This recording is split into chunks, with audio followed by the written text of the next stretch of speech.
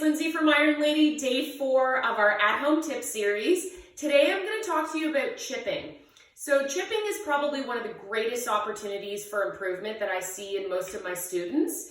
And so what I'm going to do is I'm going to give you 4 things that you need to remember for your chipping setup, and then a drill that you can practice at home that I've made up that's kind of fun and on theme with the times right now. So when you're setting up for your chip, you need to remember these 4 things, okay?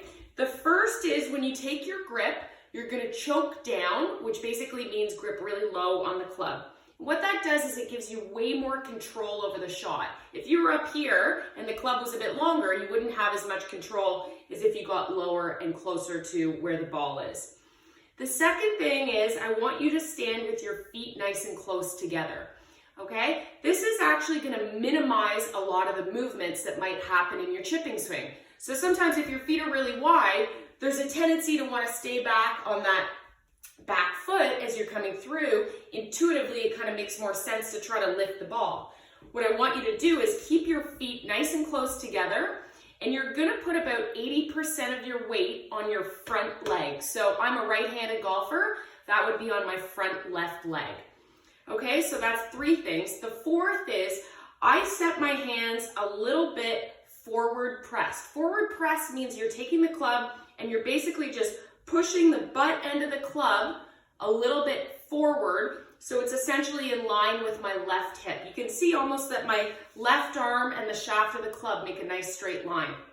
Okay, from here, all you're gonna do, it's very similar to that putting motion that we learned yesterday. You're gonna rock your shoulders back and through.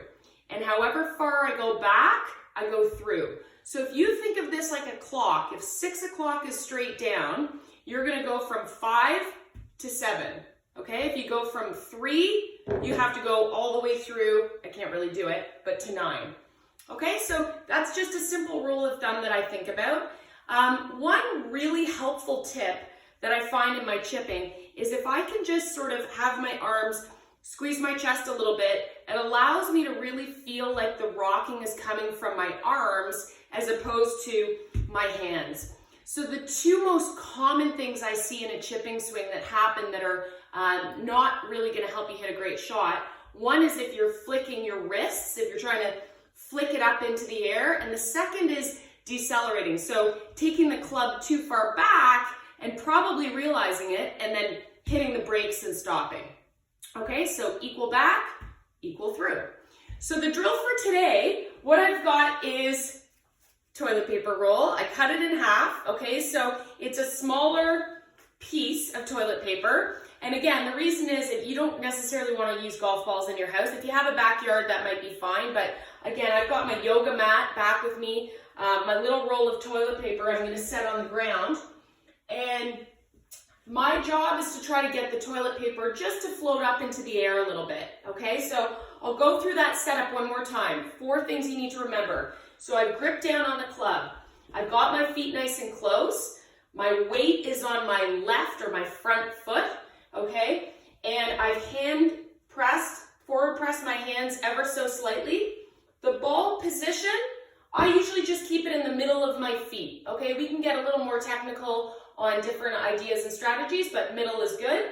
And then I'm just gonna rock my shoulders back and through. So rock back, rock through. And you can see the toilet paper flew up, I hit a good shot.